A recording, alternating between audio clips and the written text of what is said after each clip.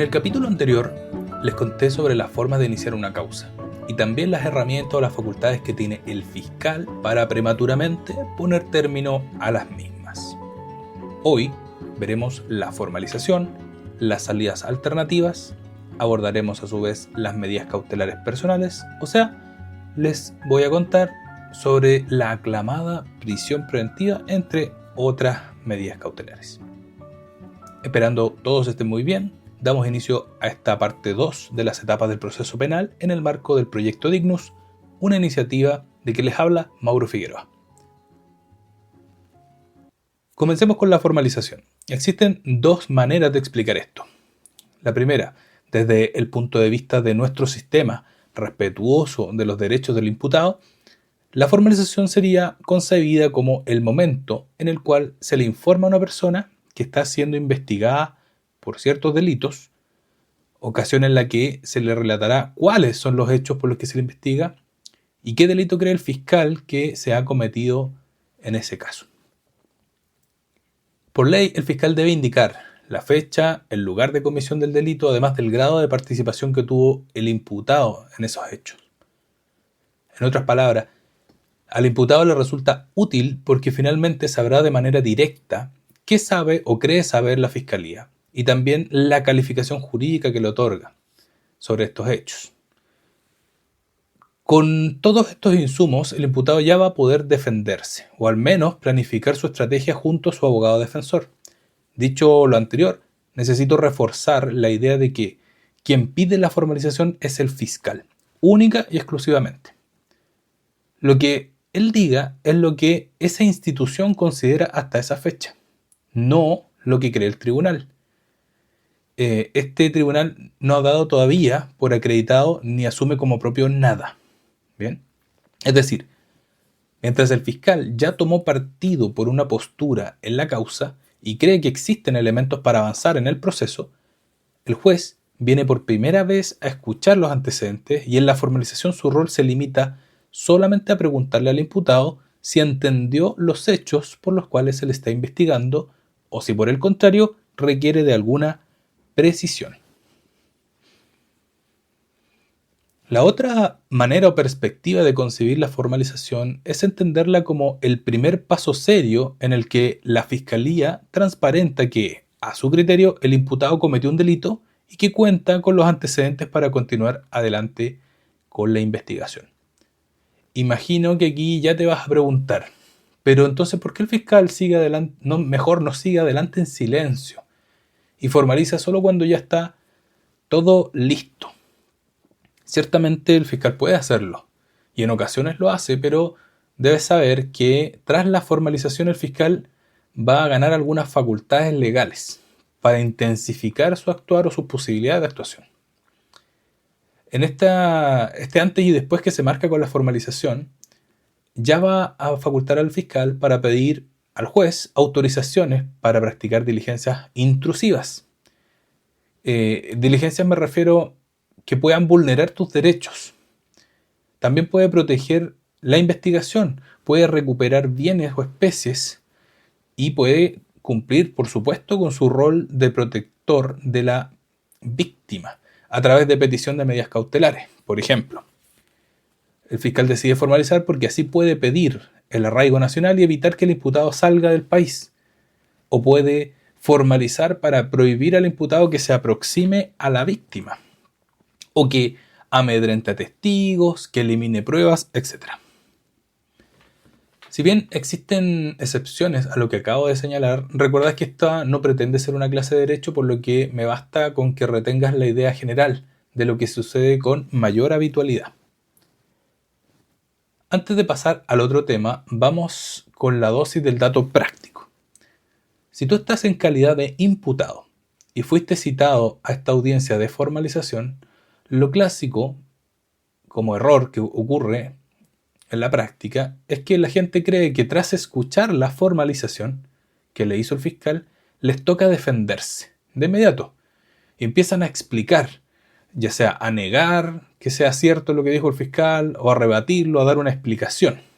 Bueno, esto es un error.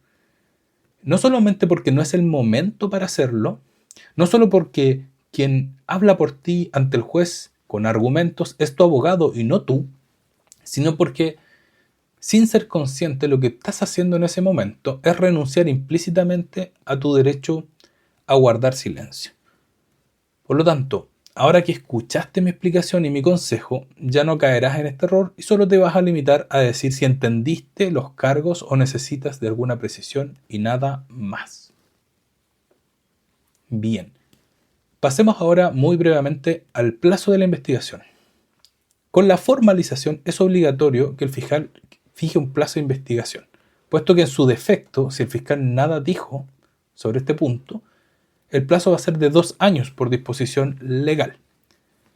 Este plazo dependerá de cuestiones como la complejidad de la causa, las diligencias que están pendientes por realizar, el tiempo que le lleve al Ministerio Público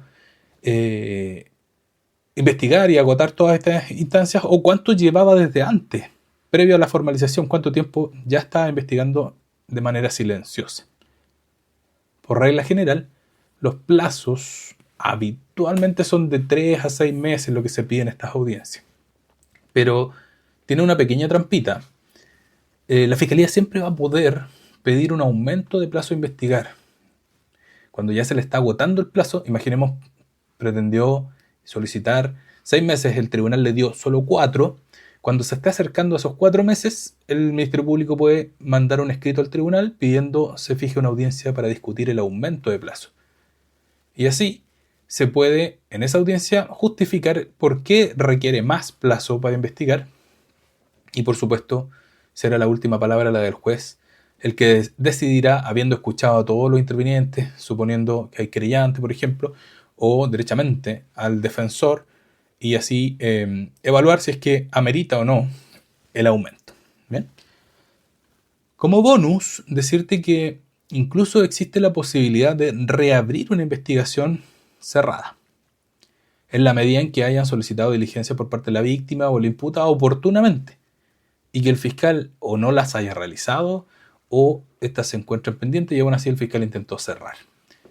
Tienen requisitos, pero insisto, no viene el caso profundizar para estos efectos. No puedo cerrar este tema sin antes referirme a un clásico error de los periodistas que cubren noticias policiales. Me imagino que has escuchado en múltiples oportunidades cuando el periodista dice y el imputado quedó en prisión preventiva por 90 días. Aquí hay un doble error. Primero, porque el plazo de 90 días es el plazo que dura la investigación. Y como les acabo de contar, ese plazo puede aumentar y suele ser así. El segundo error es que la medida cautelar, en este caso del ejemplo, la prisión preventiva, puede variar según las circunstancias que se vayan dando, según vayan ocurriendo nuevos antecedentes que el abogado defensor vaya a poner en conocimiento del tribunal. En simple, no porque el plazo sea de 90 días, la prisión preventiva va a durar el mismo tiempo. Puede, por ejemplo, que transcurrido unos 30 días desde que está en prisión preventiva esta persona, se haga una audiencia y en la audiencia se cambie la medida cautelar hacia arresto domiciliario. Y en los próximos 30 días vuelven a cambiar los antecedentes en favor del imputado, se sigue debilitando la postura de la fiscalía y el juez decide cambiarlo a firma mensual, por darte un mero ejemplo. Bien, pasemos a lo que más le gusta a la opinión pública y a los medios de comunicación. Hablemos de las medidas cautelares personales. ¿Cuáles son estas? Bueno, la ley contempla un catálogo, te los voy a mencionar y después profundizamos lo que más interesa. En primer lugar está la prisión preventiva, la famosísima prisión preventiva, la más intensa de todas. Luego el arresto domiciliario, en su variante total o parcial, la firma mensual, el arraigo nacional o incluso local, la sujeción a vigilancia de autoridad, la prohibición de acudir a determinados lugares o espectáculos, la prohibición de acercarse al ofendido y o a su familia, el abandonar el hogar que comparte con el ofendido, la víctima, la prohibición de poseer armas de fuego y el abandonar un inmueble determinado. Ahora, no son las únicas, existen leyes especiales fuera de el propio Código Penal que establecen otras cautelares adicionales. muy parecidas en muchos casos, como por ejemplo pasa con la ley de violencia intrafamiliar, donde puedes encontrar que tiene esa propia ley las siguientes cautelares. La obligación de abandonar el ofensor el hogar que comparte con la víctima. ¿Se fijan la similitud? Otras, la prohibición de acercarse a la víctima, a su domicilio, su lugar de trabajo o estudio o cualquier lugar que frecuente. Otra, la prohibición de porte y tenencia de armas de fuego. Asistencia obligatoria a programa terapéutico de orientación familiar. La obligación de presentarse regularmente ante una unidad policial y la prohibición de comunicarse con el ofendido. ¿Ven? Ahí tienes otro catálogo, si te fijas, son muy, muy similares a las genéricas que establece el Código Procesal Penal y estas leyes de alguna manera las reorientan según el objeto que tiene la ley, ¿no? Bueno, me gustaría de todas maneras detenerme un momento en la prisión preventiva y en el arresto domiciliario y así explicarles en qué consiste y cuáles son sus alcances. En el caso de la prisión preventiva en adelante le puedo llamar indistintamente la APP, por sus siglas, ¿cierto? Se trata de la cautelar de mayor intensidad en todo nuestro ordenamiento jurídico. Implica que él o los imputados quedan presos en un establecimiento penitenciario especialmente destinado para imputados. Y en este punto ya quizás te haces una pregunta y te la despejo de inmediato. La prisión preventiva no es lo mismo que una condena. El imputado sigue siendo imputado y no un condenado. Hay una diferencia aquí muy, muy grande que tienes que comprender. La causa está recién comenzando. La prisión preventiva solamente viene a cumplir una finalidad según el motivo por el cual fue decretada, y esta distinción es fundamental, porque el no entenderla ha llevado a la gente común a decir cosas como los detienen y al día siguiente salen libres, o sale de gratis delinquir acá en Chile, y todo ese tipo de frases. Esas afirmaciones tienden a confundir la medida cautelar con la condena. Son dos cosas distintas y las vamos a tratar bastante seguido, creo yo, hasta que podamos generar el cambio en la mentalidad, que se entienda esta diferencia entre lo que es una medida cautelar y lo que es la condena propiamente tal. Despejando entonces este punto, les cuento que las razones por las que puede decretarse la prisión preventiva, una vez acreditada la existencia del delito y que el imputado que tiene frente al juez ha participado en los hechos, son las siguientes. Primero, por peligro para la seguridad de la sociedad. Segundo, peligro para la seguridad del ofendido. Tercero, peligro de fuga. Y cuarto, peligro para la investigación. Partamos por ese mismo orden. Peligro para la seguridad de la sociedad. La más contundente y poderosa de todos los argumentos, pero que aún así requiere entenderse cuándo una persona puede ser considerada un peligro para la seguridad de la sociedad. Bueno, esto que puede ser tan abstracto, el mismo legislador entregó herramientas a los jueces para guiarlos en este sentido, y los criterios son los siguientes. Se define por el legislador, por ejemplo, la gravedad del hecho, lo elevado de la pena que se arriesga o si estamos frente a un crimen, la cantidad de delitos y las características de dichos delitos, que el imputado tenga causas pendientes, o si el imputado actuó en grupo pandilla, o si el imputado anteriormente ha sido condenado por un delito de igual o mayor pena a la que arriesgaría ahora en caso de ser condenado. Todos esos criterios son orientadores y le sirven al juez para determinar que efectivamente esa persona es peligrosa para la seguridad de la sociedad. Bien, y la verdad tiene bastante sentido, ¿no? Más recientemente se agregó como un criterio de peligrosidad el atentar contra la vida o la integridad de las policías, de las Fuerzas Armadas y Gendarmería, o el hecho de que el imputado haya hecho uso de armas de fuego consideradas prohibidas por nuestra legislación. También cuando el imputado tenga o pese sobre él una cautelar vigente, una orden de detención, o habiendo sido condenado está gozando de una libertad condicional o algún beneficio penitenciario. Todos esos elementos se añadieron recientemente para también entender de que la persona es un peligro para la seguridad de la sociedad. Por sí solo, estos criterios ya permiten al juez señalar que tiene frente a una persona peligrosa y de esa manera entonces puede configurar y argumentar su resolución judicial para decretar la prisión preventiva. ¿Se dan cuenta por dónde va la cosa? Bien.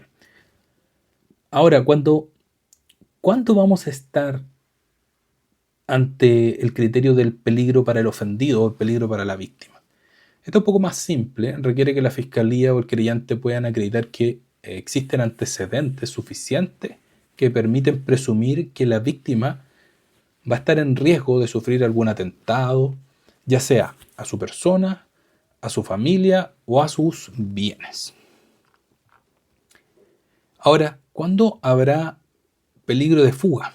Acá los elementos son, primero, cuando no se tiene la clara identidad del detenido. Segundo, cuando usó documentos falsos o adulterados para identificarse.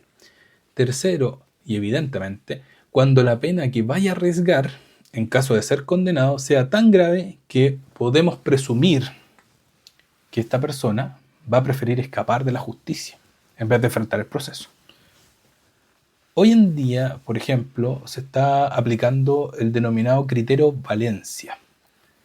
Valencia por el apellido del fiscal nacional actual, que en simple implica que los fiscales van a pedir la prisión preventiva cada vez que tengan a un imputado sin domicilio, sin identidad verificable, como lo es el caso de los extranjeros indocumentados. El peligro de fuga se puede configurar incluso al final de la causa. Imaginemos un caso en el que el imputado pasó 2 años, que duró todo este proceso, solamente con firma y con arraigo nacional. Cuando el juicio terminó, los jueces determinaron que esta persona va a ser condenada y la pena sería efectiva, es decir, una pena de cumplimiento en la cárcel, sin ningún beneficio a priori. Ese solo hecho ya te entrega elementos para pensar que la prisión preventiva podría ser necesaria por fuga.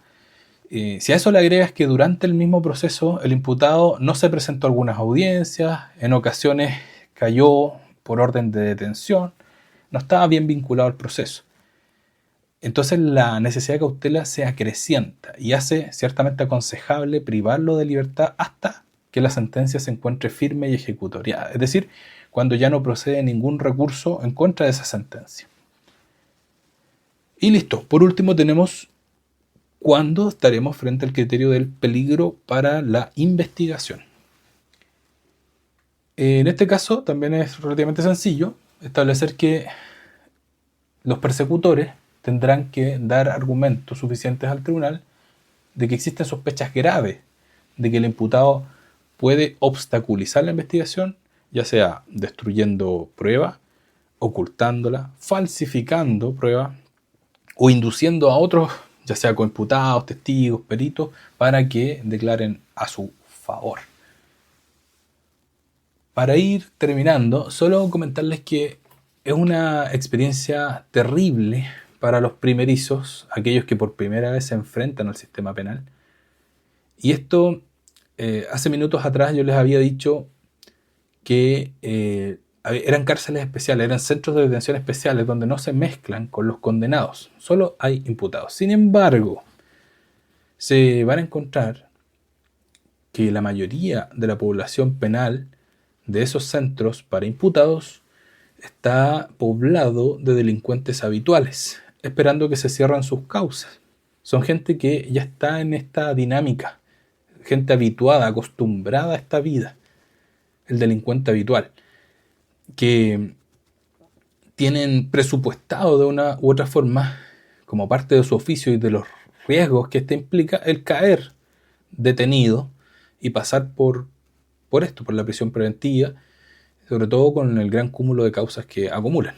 Por lo mismo, cuando una persona que por primera vez se ve involucrada en un hecho grave, cae detenido y peor aún pasa a PP, es una experiencia que no se olvida. Incluso antes Los clientes me han dicho que en los calabozos de carabineros y peor en gendarmería, antes de entrar a la audiencia ya se viven momentos sumamente intensos por parte de los otros personajes que están en situación similar, detenidos. Bueno, este comentario lo hago pensando sobre todo en el calvario que experimenta un ciudadano de bien que cayó en esta situación creyendo que estaba actuando, por ejemplo, amparado por una ley, como por ejemplo lo es el clásico caso de la legítima defensa que se entendió mal. Bien, vamos a hacer específicamente un video sobre esto porque me interesa particularmente, video, un podcast, un capítulo me refiero, me interesa particularmente que este tema quede claro. Creo que sería un aporte trascendental que a esa persona de bien que decide actuar en contra del delincuente sepa cuáles son los límites, porque de lo contrario pasa de víctima a victimario. Bien, volvamos al punto. Entonces, imaginemos esa experiencia. Imaginemos que una persona entendió mal la legítima defensa y termina matando al delincuente que ingresa a su domicilio, a su negocio. Bueno, ese es un escenario. Y el otro escenario por el cual me gusta hacer este punto, lo quiero recalcar, es la persona que fue totalmente inocente y que se vio involucrada de manera injusta. La policía lo toma detenido pensando que estaba involucrado cuando en realidad no lo estaba. Lo suben al vehículo policial y sin formar parte de los otros delincuentes queda como uno más y tiene que pasar por todo este calvario. Esos son los casos críticos, los casos graves por los cuales realmente vale la pena generar contenido como el que estoy entregando en este momento. Bien, debo decir que para estas personas, para sus familias, voy a dedicar, insisto, capítulos especiales para tocar estos temas, con la intención de prevenir que lleguen hasta este punto. Y entonces entregar herramientas para que estés consciente y sepas cuándo y cómo puedes actuar según la ley que hoy día se encuentra vigente y en qué casos vas a estar fuera de esos supuestos. Bien, me extendí mucho con esto, así que me despido cordialmente. Te dejo invitado, por cierto, a compartir este contenido para aquellas personas que creas que le puede ser útil, ya sea por la vivencia que están experimentando o ya sea simplemente por conocimiento, porque esto es transversal. Todos estamos sometidos desde el momento en que, por el solo hecho de existir, ni siquiera por salir a la calle, por el hecho de existir, podemos experimentar alguna situación que nos deje involucrados o vinculados al proceso penal. Me despido entonces, un saludo cordial para todos ustedes, que estén muy bien.